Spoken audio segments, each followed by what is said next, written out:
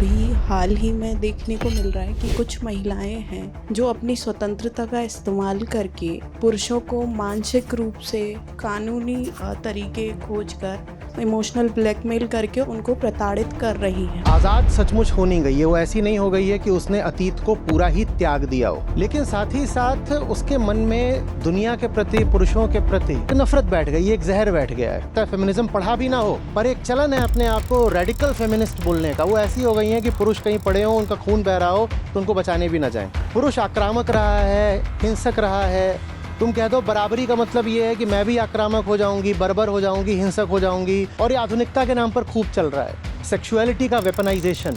कैसे नहीं झुकेगा? सेक्सी बॉडी दिखाऊंगी, झुकेगा। ये शरीर नहीं है, ये हथियार है। मुआवजा दो, मुआवजा दो, यही करना है। इसमें कोई गरिमा है? जो काम इस लायक नहीं है कि एक अच्छा इंसान उसे करे, कोई महिला वो काम करेगी तो वो काम अच्छा हो जाएगा। प्रणाम आचार्य जी, मध्य प्रदेश में आपका स्वागत है। मैं मध्य प्रदेश का ही हूँ। पर जब आप पैदा नहीं हुई थी, मैं उससे पहले से मध्य प्रदेश का हूँ।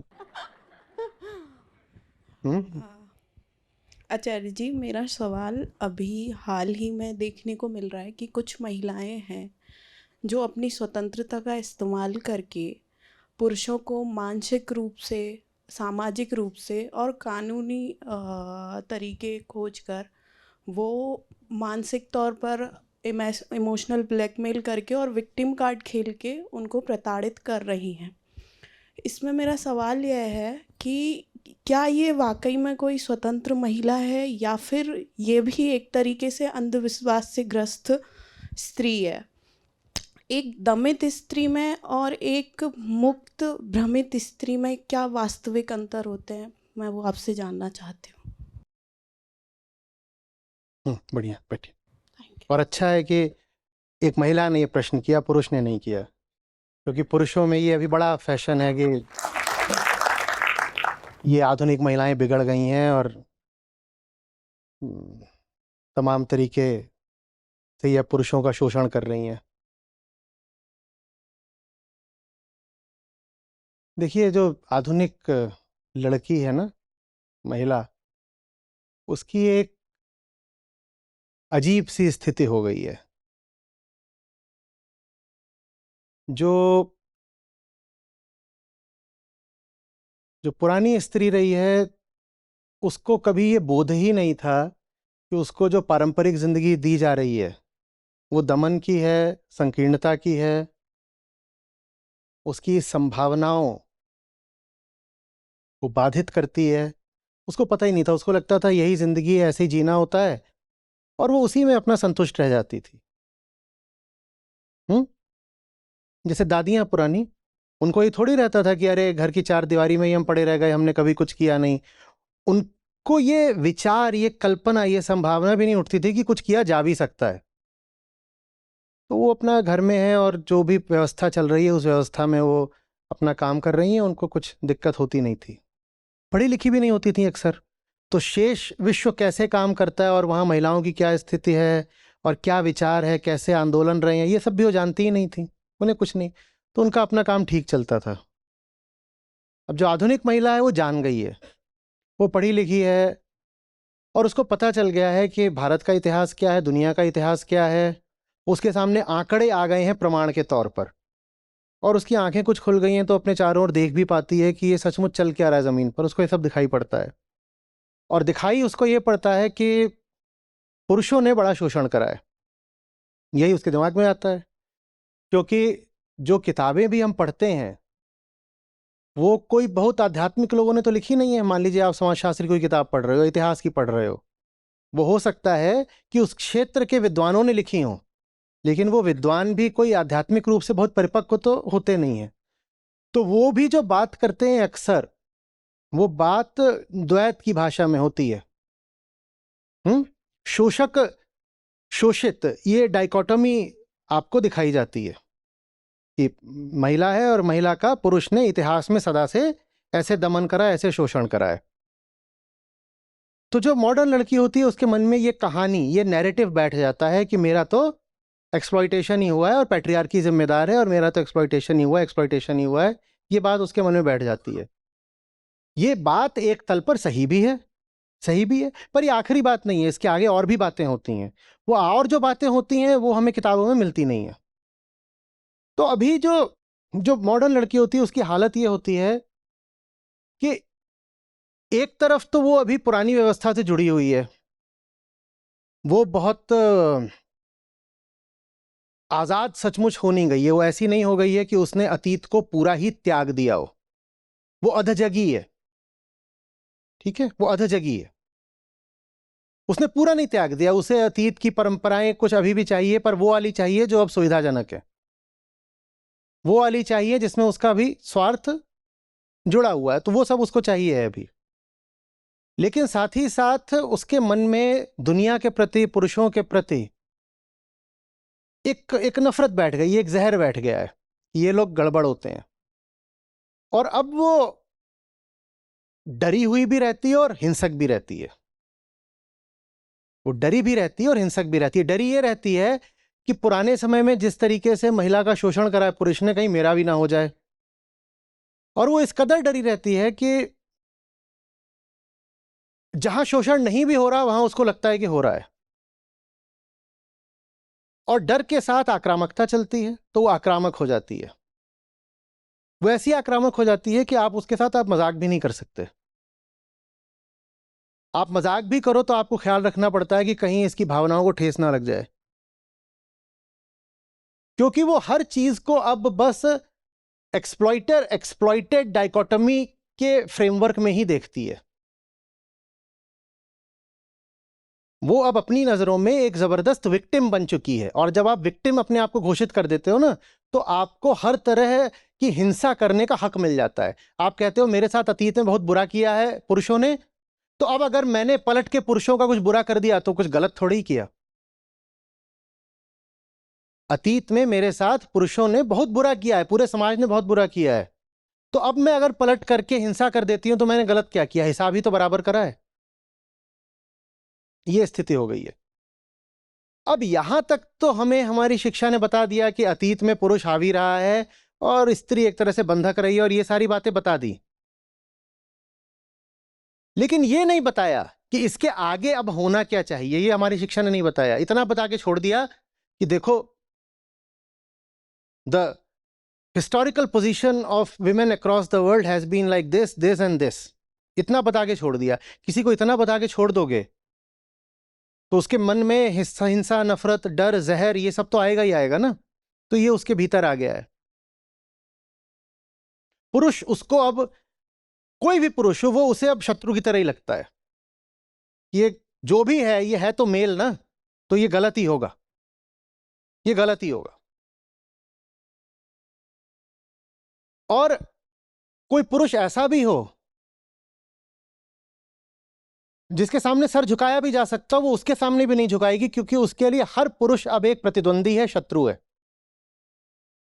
एक तरह की क्लास कॉन्फ्लिक्ट पैदा कर दी है कि ओ मेल है ना, नो नो नो, मेल है तो अच्छा नहीं हो सकता, मेल है तो अच्छा नहीं हो सकता, गड़बड़ी होगा।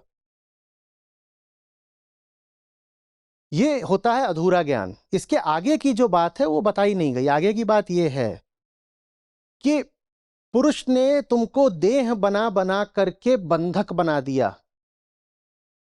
पुरुष ने तुमको बंधक बनाया, स्त्री की देह कहकर करके।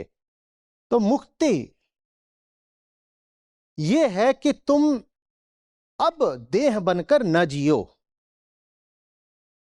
पर वो पहले भी एक स्त्री थी जो कि पुरुष की दासी थी, और उससे पलट करके, उससे विपरीत जाकर के अब हिसाब बराबर करने के लिए वो अभी भी रहना एक स्त्री ही चाहती है, पर पुरुष की स्वामिनी बनकर। कहती है ऐसे हिसाब बराबर हो जाएगा। पहले तुमने हमें दबाया, अब हम जिस भी तरीके से होगा तुम्हारी बराबरी कर रहे हैं। इक्वालिटी की बात होती है ना फेमिनिज्म में, कहते हैं अब हम बराबरी कर रहे हैं तो अब हम तुम्हें भी दबा सकते हैं। पर दोनों ही हालत में, पहले हो चाहे अब हो, आइडेंटिफाइड तो मैं अपने जेंडर से ही रहूंगी और अपनी बॉडी से ही रहूंगी। यह है हालत। तो अगर आप आइडेंटिफाइड अभी भी अपनी बॉडी से हो तो वास्तव में कुछ बदला है नहीं। आपने बस ये करा है कि एक्सप्लॉइटेड का रोल छोड़ करके अब आप कह रहे हो कि मौका मिलेगा तो हम भी एक्सप्लॉइट कर लेंगे। आपने रोल बदला है, सेंटर नहीं बदला अपना। बात आ रही है समझ में? और जो अपने आप को विक्टिम कह लेता है ना, वो जानबूझ करके अपने भीतर की संवेदनशीलता मारने लग जाता है। वो कहता है कि मैं अभी तक विक्टिम रहा हूं, शोषित रहा हूं, तो अब आगे तो मुझे मारना पीटना है। तो भीतर से फिर कठोर हो जाता है, कठोर। और कठोर होना कोई अच्छी बात नहीं है। इसलिए नहीं कह रहा हूं कि स्त्री को नाजुक, कोमल, मुलायम होना चाहिए। किसी के लिए भी भीतर से कठोर होना अच्छी बात नहीं है। हालत यह हो गई है कि जो बहुत सारी हैं जो अपने आप को, जिन्होंने बहुत हो सकता है फेमिनिज्म पढ़ा भी ना हो, पर एक चलन है अपने आप को रेडिकल फेमिनिस्ट बोलने का, वो ऐसी हो गई हैं कि पुरुष कहीं पड़े हो, उनका खून बह रहा हो तो उनको बचाने भी ना जाएं। Suit SIM fine. इसने ना जाने कितनी औरतों का इतिहास में खून बहाया है, अभी सड़क पे पड़ा है, दुर्घटना हो गई है, मरने दो इसको, पुरुष है ना। ये भी तुम क्या बनकर सोच रही हो? स्त्री की देह बन के ही सोच रही हो ना। तो इंसान तो पहले तुमको किसी ने नहीं बनने दिया, अब तुम खुद को इंसान नहीं बनने दे रही। जबकि वास्तविक मुक्ति है कि देह स्त्री की हो पुरुष की हो, तुम बन इंसान जाओ। यह वास्तविक मुक्ति होती है। पुरुष आक्रामक रहा है, हिंसक रहा है, तुम कह दो बराबरी का मतलब यह है कि मैं भी आक्रामक हो जाऊंगी, बर्बर हो जाऊंगी, हिंसक हो जाऊंगी। पुरुषों ने विश्व युद्ध लड़े हैं, मैं भी विश्व युद्ध लड़ूंगी। यह कौन सी बराबरी है?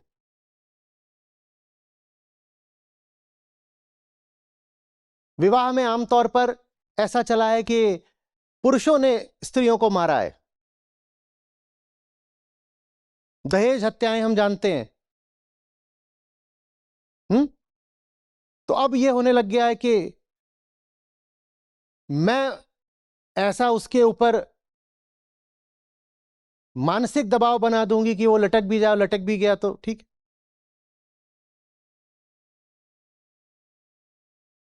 तुमने भी तो न जाने कितनी लड़कियों को दहेज के लिए जलाकर मारा था ना। तो थोड़ा सा तुम पे भी पलटकर वापस आना चाहिए। ये कैसा विचार है?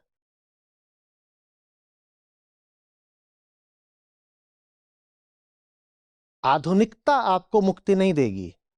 अगर आप महिला हैं तो आपसे कह रहा हूं कि सिर्फ आधुनिक आप व्यवहार करने लग जाएं, आधुनिक कपड़े पहनने लग जाएं, भाषा शैली ये सब आपकी आधुनिक हो जाए, तो उससे आप आधुनिक नहीं हो जाते। मॉडर्निटी की जो शास्त्रीय परिभाषा है वो भी है फ्रीडम ऑफ थॉट से संबंधित। फ्रीडम केंद्रीय बात है। जो भीतर से मुक्त हुआ बस वही मॉडर्न है। अगर आप अपने आप को मॉडर्न बोलना चाहती हैं तो आपको आध्यात्मिक होना पड़ेगा। जो आध्यात्मिक है सिर्फ वही मॉडर्न है। हाँ, ये कैसी बात? आध्यात्मिक लोग तो पीछे वाले होते हैं ना, बाबा जी की लुंगी टाइप। हमने तो यही देखा है, आध्यात्मिक माने वो जो आज से 1000 साल पहले के कपड़े पहन के चले और आज की सबसे मॉडर्न महंगी गाड़ी में। लेकिन कपड़े होने चाहिए 1000 साल पहले के, तभी तो वो आध्यात्मिक कहलाता है। नहीं, आधुनिक अधुना से आता है। अधुना माने अभी। अभी जो तथ्यों में जीता है वो आधुनिक है। जो सत्य का सम्मान करता है वो आधुनिक है। जो अतीत का कूड़ा नहीं ढो रहा वो आधुनिक है। जो मूर्खता से मुक्त है, चाहे वो मूर्खता परंपरा की हो चाहे शरीर की हो, जो मुक्त है वो आधुनिक है।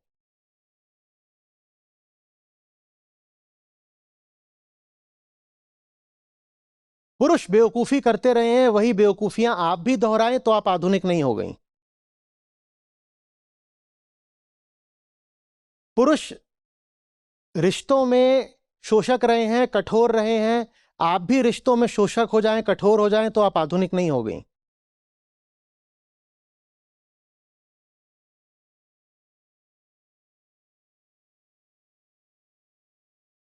पुरुष चालाकी कर करके और कलाइयां उमेठ उमेठ के दहेज वसूलते रहे हैं, आप भी किसी की कलाई मरोड़ के एलिमनी वसूलें, तो आप आधुनिक नहीं हो गई।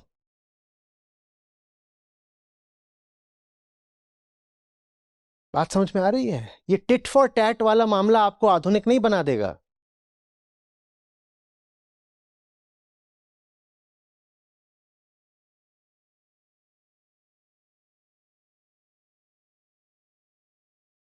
पहले स्त्री के शरीर की कमजोरी का इस्तेमाल करके पुरुष कहता था कि, क्योंकि तब बहुत ज्यादा एनर्जी का कोई सोर्स होता नहीं था, तो मस्कुलर एनर्जी बड़ी बात होती थी, मस्कुलर एनर्जी पुरुष के पास ज्यादा है, तो वो स्त्री को कह सकता था कि तुम ये छोटे मोटे काम करो, बड़े काम खेत के हैं वो मैं करता हूं, तुम घर का सफाई वफाई करो, खाना वाना बनाओ, ये छोटी एनर्जी का काम है, बड़ी एनर्जी का काम है हल चलाना, वो मैं करूंगा।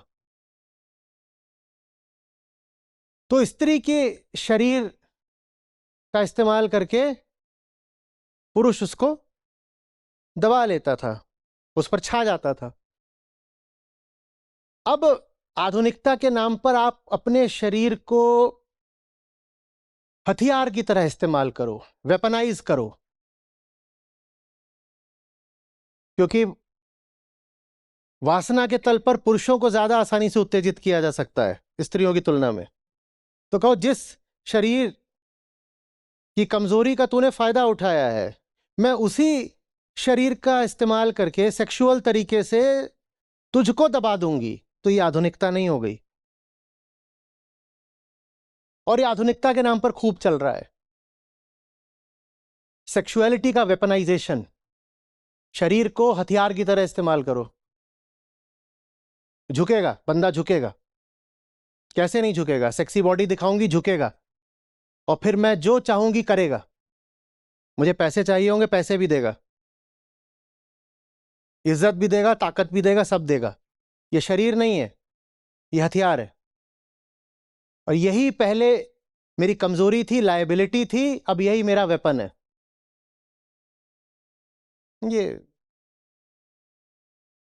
ये आधुनिकता नहीं है। ये तो जो पुराना ही काम चल रहा था वही चल रहा है, बस सिक्का पलट दिया आपने, पर सिक्का वही आदिम पुरातन पाशविक सिक्का ही चला रहे हो आप। क्या किया? बस सिक्के को ऐसे पलट दिया है। हम्म आप आप गीता पढ़ती हो, आप खुद भी मुक्त जियो और दूसरे को भी मुक्ति दो, ये आधुनिकता है। न किसी से डरेंगे न किसी को डराएंगे, न किसी से दबते हैं न किसी को दबाएंगे, ये आधुनिकता है। हाँ, प्रेम है अगर और सच्चाई है अगर, तो जरूरत पड़ी तो जान भी दे देंगे, लेकिन डर के नहीं, दब के नहीं।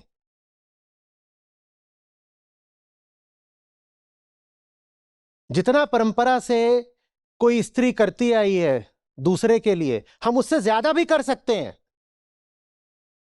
आधुनिक होने का यह मतलब नहीं है किसी दूसरे के लिए कुछ नहीं करना।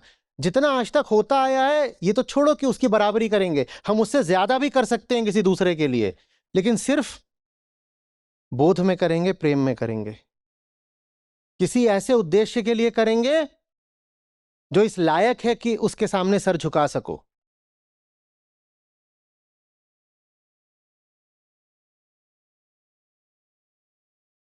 सेवा करना कोई कोई हीन बात नहीं होती है,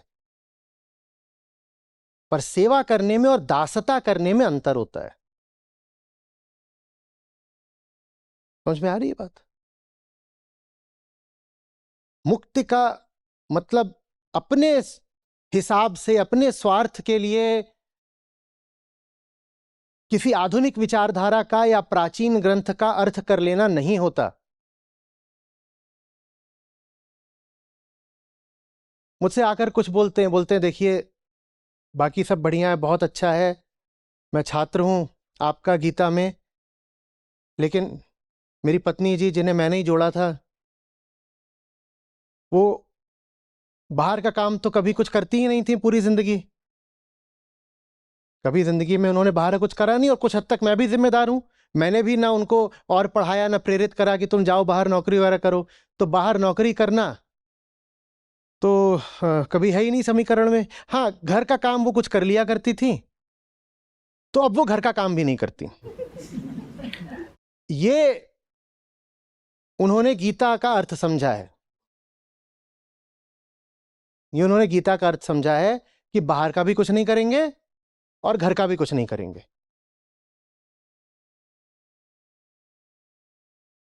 ये तो मेरे मत्थे मत डाल देना।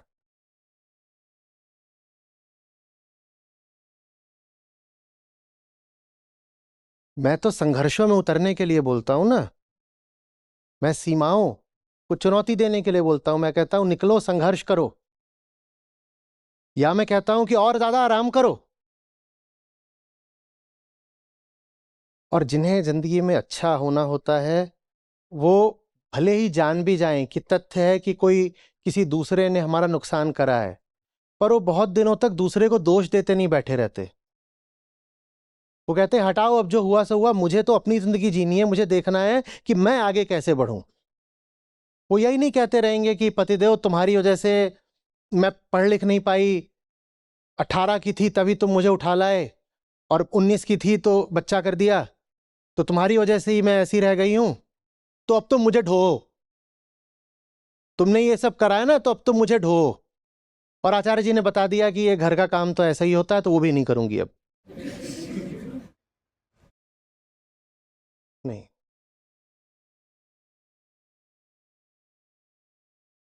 ठीक है, एक सीमा तक पता होना चाहिए कि जो काम हुआ उसका कारण क्या है। किसी का दोष पता भी चल जाए तो हो गया, पता चल गया। अब आगे तो अपनी जिंदगी जीनी है ना। पतिदेव ने नहीं पढ़ाया तो खुद पढ़िए। गीता का संदेश संघर्ष का है, दोषारोपण का नहीं है।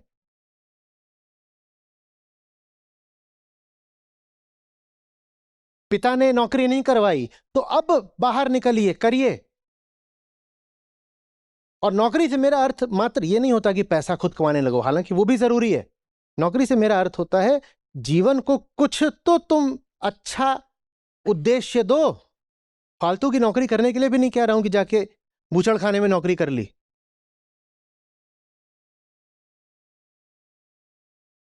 लड़िए, जिंदगी से भागिए मत दूसरे पर दोष डाल डाल करके कि ये जिम्मेदार है, ये जिम्मेदार है। और हो सकता है आप झूठ ना बोल रही हो, बिल्कुल हो सकता है कि आपके पति जिम्मेदार हो, पिता जिम्मेदार हो, भाई जिम्मेदार हो, परंपरा जिम्मेदार हो, समाज जिम्मेदार हो। ये सब जिम्मेदार हो सकते हैं, बिल्कुल। बिल्कुल हो सकता है कि इन्होंने आपका नुकसान किया है, एकदम हो सकता है। लेकिन इनको दोष देते रहने से कुछ नहीं होने वाला। अब अपनी जिंदगी अपने हाथों में लीजिए। परिपक्व होने के नाते अपनी जिम्मेदारी संभालिए, पहचानिए।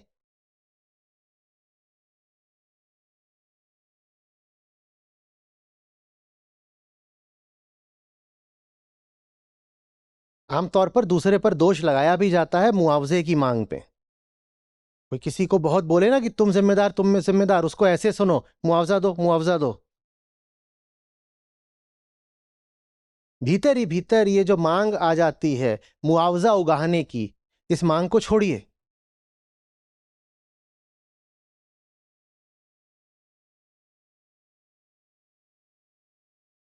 गरिमा, आत्मसम्मान बहुत बड़ी चीज होते हैं। मुआवजे की जिंदगी जियोगे तो आत्मसम्मान खो बैठोगे। बुरा लग रहा है? यही है, पुरुष है ना। आज इसके असली रंग सामने आ ही गए। हम्म। आज आचार्य जी नहीं, एक पुरुष बोल रहा है। भेड़ की खाल में भेड़िया आ ही गया सामने, और वो भी एक ब्राह्मण पुरुष। तुम ही लोगों की बनाई मनुवादी व्यवस्था थी जिसने स्त्रियों का सदा दमन करा।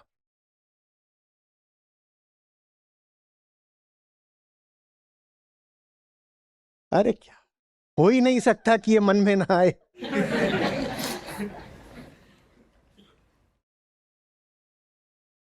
तो क्या करना है?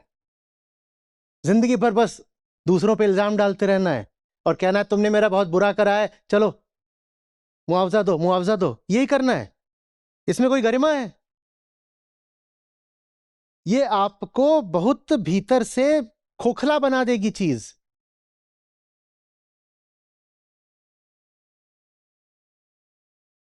हम्म। और भूलिएगा नहीं, स्ट्रांग होने का मतलब आक्रामक होना नहीं होता। आपको निश्चित रूप से एक मजबूत मनुष्य होना है, पर मजबूती इसमें नहीं है कि अरे बहुत तेज तर्रार है, बच के चलना, पलक झपकते रैप्टा मारती है। ये कौन सी मजबूती है भाई? आक्रामकता तो डर को इंगित करती है। जो जितना डरा हुआ होता है वो बाहर से उतना ज्यादा तेज तर्रार बनने की कोशिश करता है।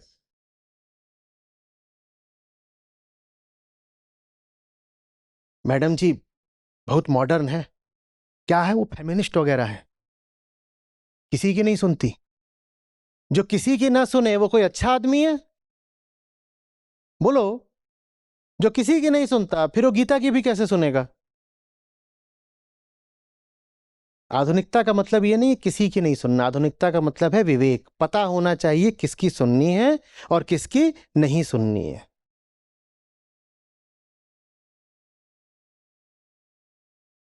किसी ने मेरे साथ बुरा किया, अगर मैं एक बेहतर इंसान बनी हूं तो मैं कहूंगी क्षमा, जाओ जाओ। मैं अपनी ऊर्जा इन ख्यालों में नहीं जला सकती कि बदला कैसे लूं, और न ही लगातार ग्लानि में जल सकती हूं कि देखो मेरे साथ कितना बुरा हुआ, कितना बुरा हुआ। क्षमा, जाओ। मुझे मेरी जिंदगी देखने दो, मुझे आज जीने दो, मुझे समझने दो मुझे आज क्या करना है। मुझे हिसाब बराबर नहीं करना है, मुझे एक नया हिसाब तैयार करना है ना? तो एक नया हिसाब तैयार करिए। आप लोगों की वजह से मुझ पर लांछन लगने लगे हैं। कह रहे हैं कि ये अब जो कई कई हजार ये सब महिलाएं आपके साथ, आपने ही बिगाड़ा है। और ये अभी कल की ही बात है, शाम को एक अपरिचित महिला थी, उन्होंने आकर कहा, बोले ये है वो है, मैं बहुत बहुत सुनती हूँ आपको, ऐसा है। फिर अपनी सोसाइटी का बताया कि आज सुबह ही प्रसूति के समय एक महिला की मृत्यु हो गई। बोली उसी वक्त मुझे याद आया जो आपने कहा था कि ये जो पूरा फंक्शन होता है बर्थ का, ये क्यों जरूरी है कि स्त्री के शरीर के भीतर ही केंद्रित रहे। हम्म। जब इसमें इतना खतरा होता और इसमें इतने तरीके के शारीरिक बर्डन आ जाते हैं। बोली मुझे वो सब याद आ रहा था, तो धन्यवाद वगैरह दिया, ये सब करा। फिर बोलती हैं लेकिन एक बात बोलनी है। का क्या? बोलेंगे डांटा करिए। कहा जो डांटने लायक होगा उसे डांट भी देंगे। अब मैं सबको एक जैसा तो नहीं सोच सकता कि सब महिला है तो माने सब महिलाएं एक जैसी हो गई, कोई कोई सब अलग अलग होते हैं। जहां जरूरत होगी वहां कुछ बोल भी दूंगा। अब आपने आज सवाल ऐसा पूछ लिया कि जरूरत आ गई तो बोल दिया। हम्म? अरे यार, जो काम एक अच्छे इंसान को शोभा नहीं देता, जो काम इस लायक नहीं है कि एक अच्छा इंसान उसे करे, कोई महिला वो काम करेगी तो वो काम अच्छा हो जाएगा? बोलो ना।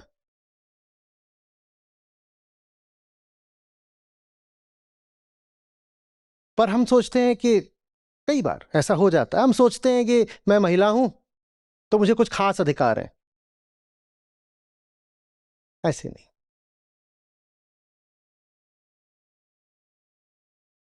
मैं ऐसा कर सकती हूं। और पुरुषों ने भी, जिन्होंने क्योंकि महिलाओं के अधिकारों के लिए ज्यादा संघर्ष पुरुषों ने ही करा है। बेटी के लिए अक्सर मां से ज्यादा बाप करके दिखाता है।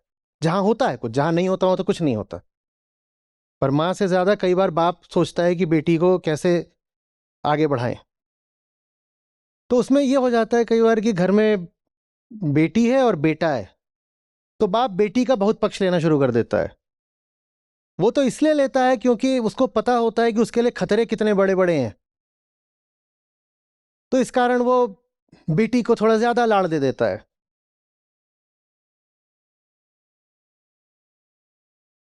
पर बिटिया बिगड़ सकती है,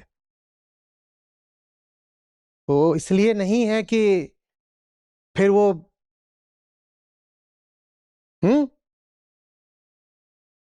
रोल रिवर्सल कर ले कि पहले मुझे गुंडों ने परेशान करा था तो अब मैं गुंडी बन जाऊंगी।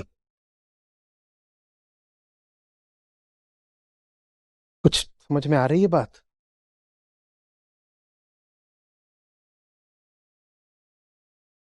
भला इंसान बनिए, स्त्री पुरुष पीछे छोड़िए। हम्म आचार्य जी प्रणाम।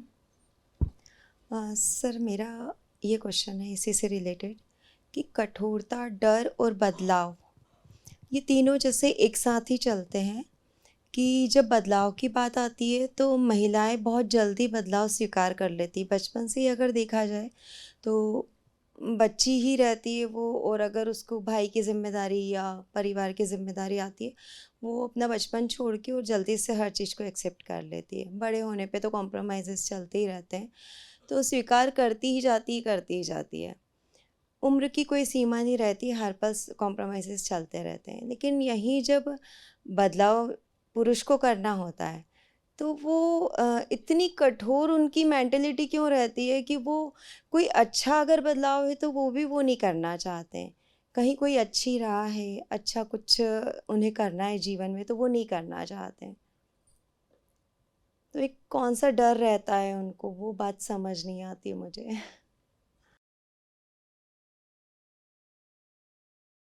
ये तो बहुत आपने जनरलाइज कर दिया, लेकिन हाँ, महिलाओं को जिस तरह के बदलाव स्वीकार करने पड़ते हैं वो हम समझ पा रहे हैं, वो हम समझ पा रहे हैं। पुरुष भी बदलाव स्वीकार करते हैं, पर वो दूसरे तरह के बदलाव होते हैं। उदाहरण के लिए, पुरुष देश बदलना स्वीकार कर लेगा।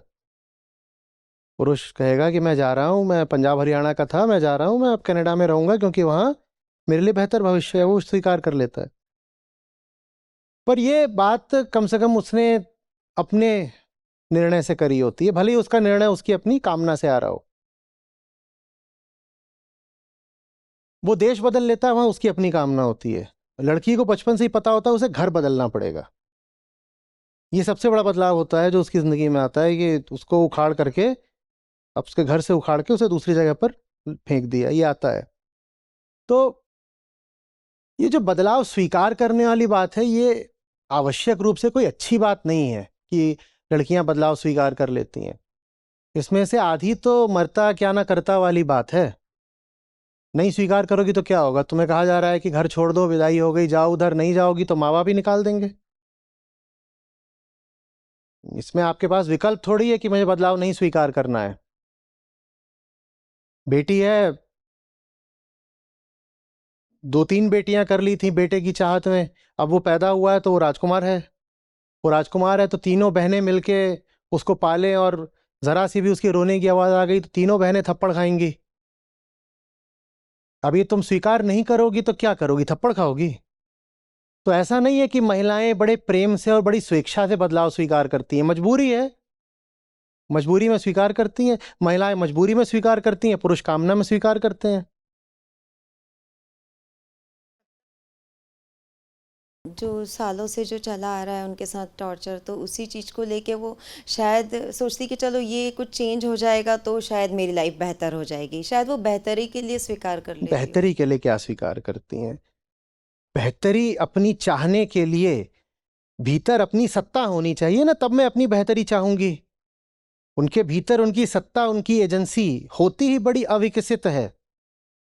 महिलाएं तो ज्यादातर ऐसी ही होती हैं बस कि हमारे देश का हाल, पेड़ का पत्ता, किसी पेड़ पर लगा, हवा यहां बहा ले गई, ऐसे हो रहा है वैसे हो रहा है, जाके पानी में पड़ गया, पानी कहीं ले गया, वहां से मिट्टी पर पड़ गया, वहां से कुछ और हो गया, पति के यहाँ चली गई, पति ने कहा कि नहीं मुझे विदेश में मिल रहा है, तो विदेश भी चली गई। अपना क्या है, अपना क्या है, उसकी अपनी जिंदगी, अपनी हस्ती तो होती नहीं है ना। तो बदलाव स्वीकार कर लेना, मैं तो कह रहा हूं कुछ भीतर बदलना चाहिए ना। बाहर का बदलाव आप स्वीकार कर रहे हो क्योंकि भीतर से तो आप अभी दास ही बने हुए हो, और बेगर्स कांट बी चूजर्स। तो आपको बोला गया आप यहां जाओ, यहां जाओ, यहां जाओ, जहां जाने को बोला गया आप चले गए। और पुरुष अपनी कामनाओं का दास है, महिला अपनी परिस्थितियों की दास है, पुरुष अपनी कामनाओं का दास है, बहुत मोटे तौर पर। इसके बहुत बहुत अपवाद भी होते हैं मोटे तौर पर। तो कुछ बदल थोड़ी ही रहा है। भीतर की जो गुलामी है, जो दासता है, वो तो वैसी की वैसी है। सारे बदलाव बाहर हो रहे हैं, बस सारे बदलाव बाहर हो रहे हैं, क्या भीतर क्या बदला है? तो ये आप जो कह रहे हैं लड़कियां बदलाव स्वीकार कर लेती हैं, कोई बदलाव हो नहीं रहा है। मैं नौकर हूं, कल मुझे बोला गया जाओ चवन्नी मार्केट फलानी चीजें लेकर के आओ। आज कहा गया नहीं, रास्ता बदलो, तुम उधर जाओ ठन्नी मार्केट, वहां से चीजें लेकर के आओ। चवन्नी का ठन्नी हो गया, दाएं का बाएं हो गया, पर क्या सचमुच बदला कुछ? क्या नहीं बदला। मैं कल भी गुलाम थी, मैं आज भी गुलाम हूं, तो कुछ नहीं बदला। यही बात पुरुषों पर भी लागू होती है। आज इस नौकरी में थे, कल उस नौकरी में जा रहे हैं। घर की महिला बहुत नहीं जम रही तो बाहर भी कहीं कुछ कर रहे हैं। ऐसा लग रहा है बाहर चीजें बदल रही हैं, शहर बदल रहा है, नौकरी बदल रही है, ये वो 50 चीजें बदल रही हैं, भीतर तो कुछ नहीं बदला ना। बाहर के बदलाव भ्रामक होते हैं। बाहरी बदलावों से नहीं समझना चाहिए कि कुछ बदल रहा है। भीतर हमारे जो ठोस अहंकार बैठा होता है वो नहीं बदलता। स्त्री के मामलों में ज्यादातर वो अहंकार मजबूरी का रूप ले लेता है, I am a helpless victim. और पुरुष के मामले में वो अहंकार ज्यादातर एक कामना का रूप ले लेता है, I am a desirous achiever. I am a helpless victim, I am a desirous achiever. और इसके अंदर से वो अपनी स्थितियां बदलती पाती रहती है, और वो पाता है उसकी भी बाहरी स्थितियां बदल रही हैं। बाहर बाहर बदल रहा है, भीतर जो कुछ है वो थोड़ी बदल रहा है। तो महिलाएं अपने आप को इस बात का श्रेय तो कदापि ना दें कि हम बहुत तेजी से बदलाव स्वीकार कर लेते हैं। आप स्वीकार नहीं करते हो, आप मजबूर हो, और आप अपनी उस मजबूरी के खिलाफ कोई संघर्ष भी नहीं करते हो। आप कहते हो हवाएं मुझे जहां उड़ाकर ले जा रही हैं मैं तो उड़ गई। हाँ, कुछ साथ में सुविधाएं मिल जाती हैं उड़ जाने से, कुछ साथ में उड़ जाने से सुविधाएं मिल जाती हैं।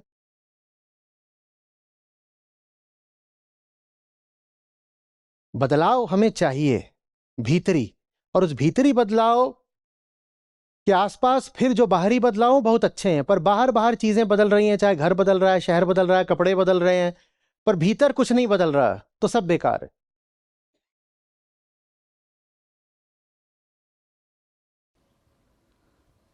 प्रणाम आचार्य जी।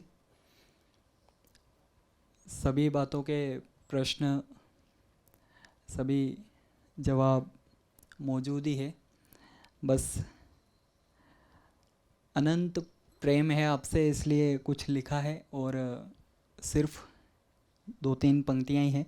बुद्धि में ज्ञान की चमकीली धार आपने दी, लोकधर्म, जिसकी आज ज़्यादातर बात ही हुई है, लोकधर्म को काटने और इसे संवारने की ताकत बेशुमार आपने दी। निराश हो निर्मम बनो, ताप रहित बस युद्ध हो, युद्धस्व की यह शिक्षा आपने दी।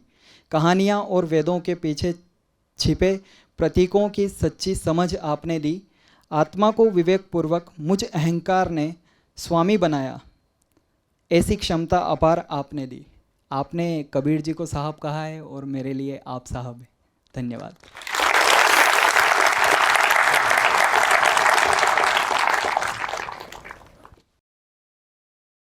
प्रणाम आचार्य जी।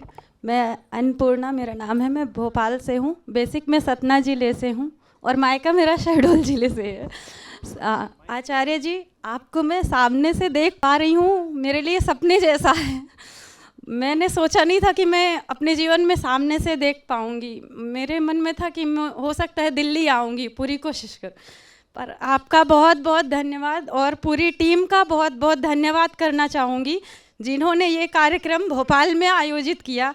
और मेरी एक बहन है जो शहडोल ज़िले से आई है पूरा सफ़र करके सिर्फ आपको सामने से सुनने के लिए। सर, मैं उसे भी मिलवाना चाहती हूँ सर। और आपकी बदौलत मैं मेरी बेटी जो कराटे सीख रही है, आपको सुन के मेरी बेटियों को कराटे सीखने प्रशिक्षण के लिए प्रेरित किया। और मैं आंगनवाड़ी कार्यकर्ता हूँ सर, तो मैं रूरल एरिया में काम करती हूँ। वहाँ के जितने भी बच्चे बच्चियाँ हैं सभी को मैं प्रेरित करती हूँ कि वो कराटे प्रशिक्षण लें। और जितना भी हो सकता है सर, गीता की भी मैं चर्चा करती हूँ और जो भी कर रही हूँ सर, उसकी प्रेरणा स्रोत सिर्फ और सिर्फ आप हैं। क्योंकि जिस दिन से मैंने सुना है आपको, मुझे याद है वो पहला दिन और आज मैं आपको सामने देख रही हूँ। कोई भी दिन ऐसा नहीं हुआ सर जिस दिन मैंने आपके एक भी वीडियो ना देखे हों। तो बहुत बहुत धन्यवाद हम सबकी तरफ से। शायद सबको मौका ना मिले सर, लेकिन मैं सभी की तरफ से आपको तहे दिल से बहुत बड़ा धन्यवाद पूरी टीम को देना चाहूँगी सर। प्रणाम सर।